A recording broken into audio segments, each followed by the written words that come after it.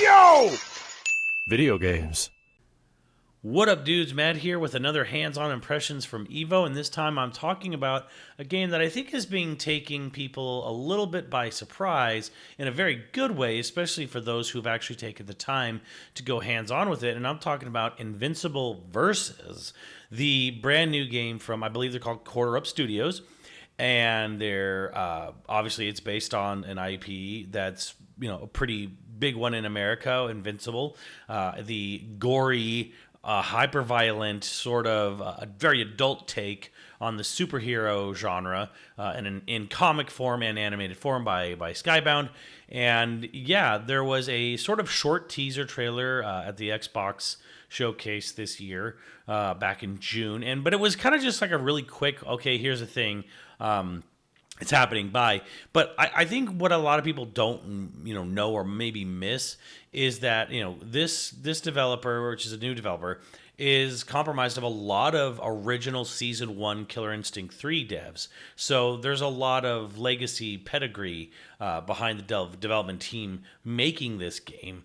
And I think, if anything, the teaser trailer that had been shown didn't really show you just how crazy this game could get. So this is a 3v3 versus fighting game in the style of Marvel versus Capcom.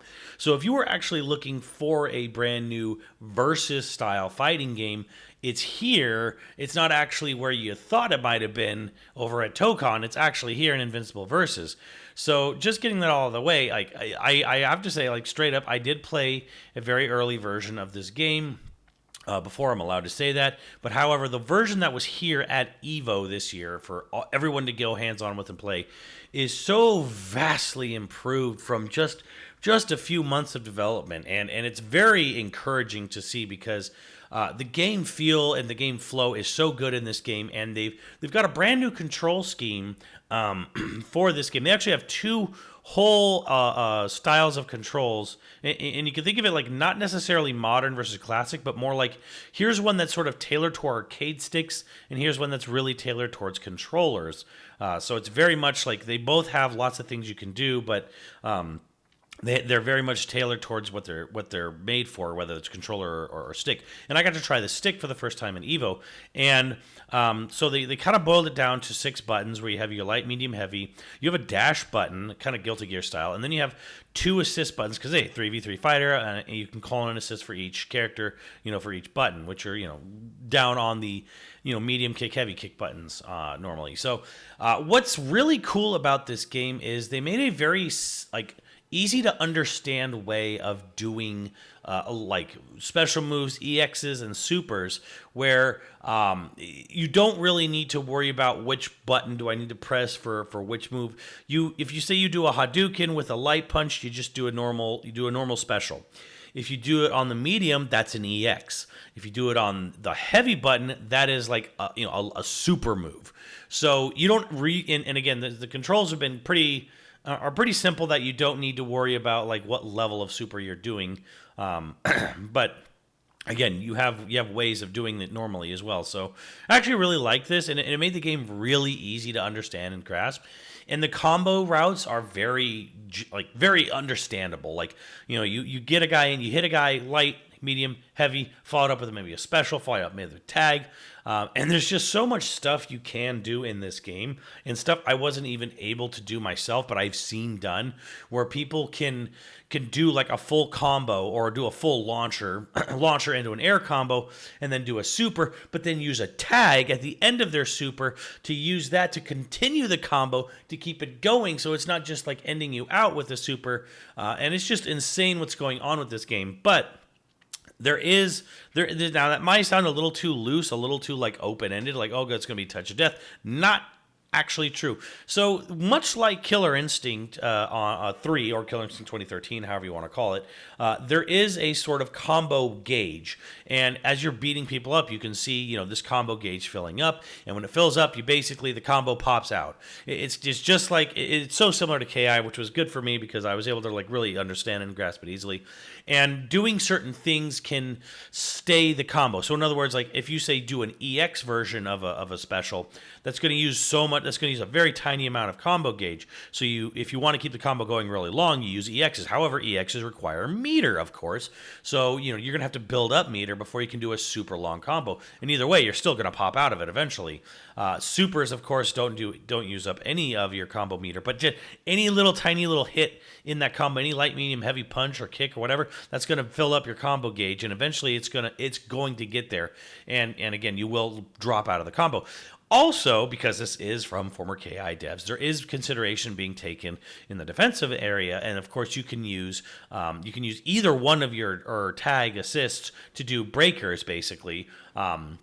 So you're not just going to be doing this game where you're just going to get wailed on. Now, there is a little bit of maybe of concern when you're down to your last character, but again, I never felt in this game that I was basically like doomed completely.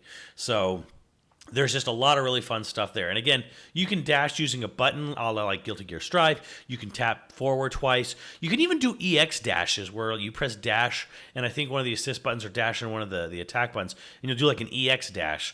So you've got like options. Like you're not like constrained to say like, okay, well, we put dash on a button, so you have to use that button always if you want to dash. So it's like, nope, you can actually do it either way. So there's a very natural, comfortable feeling that comes with Invincible Versus. And I got to play a couple of different characters. I got to play Mark, I got to play Adam Eve, I got to play Bullet and Battle Beast, and I really liked Mark, Bullet, Battle Beast. Adam Eve I kind of wanted to like, but she's kind of more of the sort of tricky zoner character. She's got really cool stuff. Like, she's definitely a cool character, and she's definitely going to do cool stuff. But I basically when I was playing her, I was basically using her to sort of like, well, her super is really good, like her raining down. She has like a move where she rains down projectiles, and that's kind of good there. And I was kind of using it, okay, if I need to get away from someone or take a little bit of a breather. But again, just very fun. I was much more into the sort of Bullet and Battle Beast style. And the nice thing is when you're looking at the character select screen, they actually tell you on the character with their profile what type of character they are. Are they rush down? Are they zoner? Are they, sort of like all-arounder? And that was actually just really, really cool to see. Battle Beast feels great. Everything about him feels like just sort of natural. He's obviously a little bit of a bigger, slower character, but I mean, his supers, which are, I don't know, like he has like a jumping super or like, a charging forward super, and he has a grapple super, and all of them flow really well. They all kind of feel natural. Like, okay, this feels like a great time to use this at the end of this simple combo, and it really works. And there was even really cool stuff where I used his level 3 grapple to grab a level 1, where I was facing a mirror match of Battle Beast against Steve, and he did a level 1 super, which was like a sort of like anti-air super with Battle Beast, where he's jumping up in the air, and I used the level 3, and I grabbed him out of his level 1 with my level 3 and killed him and won the match. And you just get really great moments, and what accentuates those great moments with Invincible Versus is the backgrounds, at least especially on the city stage, which has insane environment destruction as you're fighting. As say, like, it's a 3v3 game, and one guy gets killed on one part of the team, and the other guy comes in. There's a very Dragon Ball Fighters versus like moment where like they do a really quick cinematic where the characters clash fists, and as they like clash, whole chunks of the city get blown up, and by the end of it, when you're down to like last person on each team, the city has been completely like just absolutely demoralized. Like all the buildings have been reduced to rubble and chunks, and you see it like in like a million pieces, like getting shattered and thrown and all kinds of stuff, and it just looks great. And again, there's a lot of like really humor to this game too. Like a Bullet has like a level, I don't know if it was level whatever, maybe it was level 3, where he takes up a car and like he beats you up, and then he picks up a car and he slams you into the ground and throws a car on top of you. And then, right before it hits you, you hear the car, security go beep, beep, and it just smacks the shit out of you and blows you up. And the other really big thing is that this game is hyper violent and hyper gory. And we also learned that at EVO that there's actually going to be a streamer YouTuber mode where you can actually turn off the hyper gore filters. Characters will still get blood splats, like they'll still spit blood or whatever, but they're not going to be like covered in their own blood, or they're not going to get blown into chunks. Because if you finish a character with a super, you're gonna like say, like if you do like a simple super like with Battle Beast, you're gonna like knock their head off. Like brutalities are a thing, and then if you do like a level 3, it'll be like a fatality where you will like blow, like you'll smash them and like you'll see all their limbs and head pop off, stuff like that. There's like a maximum Wesker maximum spider move that Mark has, and if he finishes that move as he's zipping around you diagonally, you're just seeing the limbs getting blown off bit by like limb by limb. It's very cool. It's very and again, this game is very colorful though, much like the show. So we're getting a really hyper violent game that's really bloody and gory, but it's also very colorful and very bright and very, aesthetically pleasing, which Mortal Kombat always goes for hyper realism, and this is obviously going after the look of the show. It's not cel shaded; it's more like soft shaded. So it doesn't have like this sort of thick outlines, and sort of like no like certain way that textures are done in cel shading. This is actually soft shading, so it has a little bit more of a cohesive sort of look. You don't have to get any of those weird like clipping issues you usually get with like really harsh the harsh lines on normal cel shaded games, and that's good. But I'm getting off track here because the other thing that makes this game really kind of like mature is that mature is how sassy the characters are. Because like say you're finishing someone with Mark and he's doing his level 3, and as he's beating you up with his level 3 and finishing it off, he'll sit there and be like, just fucking die already, and then bam, just like turns you into mulch. So characters get really like foul mouthed. It's like I get the fuck out of here, shit like that. Like it's just a really it's actually really refreshing to see in a fighting, because even MK, Mortal Kombat, for all of its gore and stuff, you don't really see the characters really swear to it. Maybe Johnny Cage a little bit, but like the characters in this game are, they can get pretty foul mouthed, and they can do it mid match, and it's actually really fun to see. And it's really fun to hear, I guess, more accurately, because it's just sort of like, wow, you never hear this kind of really raw, just salty smack talk in a fighting game. It's always like, I'll take you to town. I'll show you the true power. And, this is the power of the Monado. But this one's like, I'm going to beat the fuck out of you. So it's like, there's a really nice sort of like, oh yeah, fuck yeah moment of just, just wanting to like, beat the shit out of these characters. It gets you psyched and pumped too. So presentation is actually coming along really, really nicely. The lighting is looking really, really good. Again, even with Tokon, this game looked way better in person on show. Like for some reason, I feel like fighting games aren't somehow showing off how good looking they are when you see like a trailer on YouTube or on the internet. And it always seems, and lately it seems like this thing looks so much better in motion in person.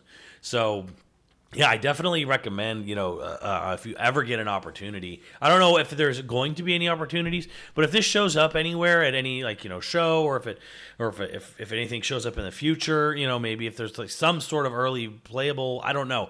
Nothing's been announced. I know nothing.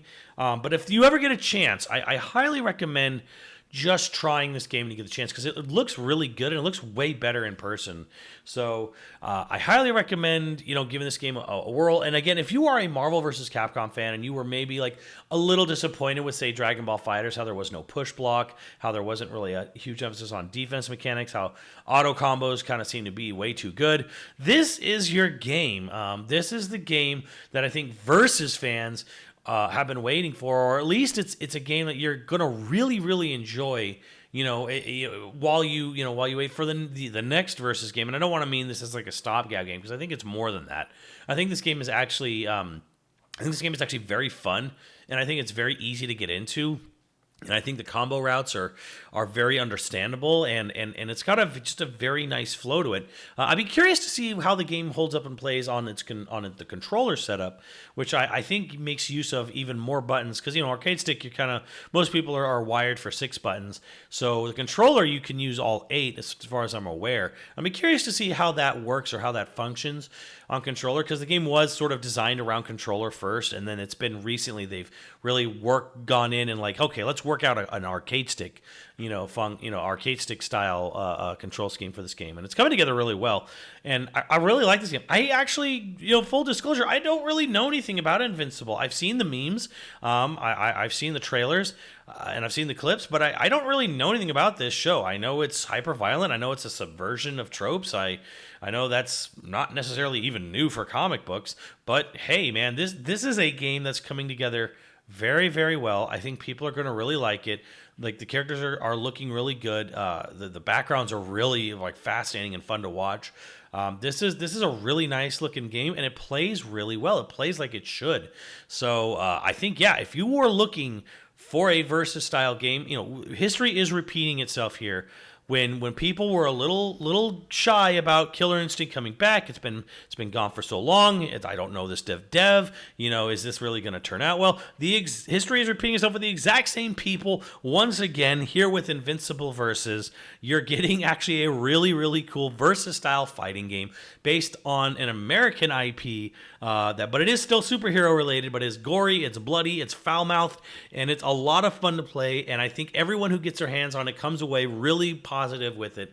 And I can't wait for more people to get their hands on it and see what I'm saying here. I'm a guy who doesn't play versus games, who's not good at them, who's never figured them out. I was more comfortable playing this game for 15, 30 minutes than I was ever at any point in time playing any Marvel versus Capcom game. I am more comfortable here. I feel like I have more control. I understand the mechanics better here than any Marvel versus Capcom game of any sort ever. So take that as you will. If you're a casual person, if you've never been good at these games, I was able to jump into this easier than any Capcom versus game ever. And I think that's probably the biggest testament I can say to Invincible Versus. I think you really should check this out if you're in any way, shape, or form a versus fighting game fan. And obviously, if you're an Invincible fan, this is going to be a lot of fun for you. So yeah, I'm really looking forward to this. This is a big surprise. Feels great. And I hope you guys are all able to play it soon. But let me know what you guys think, and I'll see you on the channel. Later, dudes.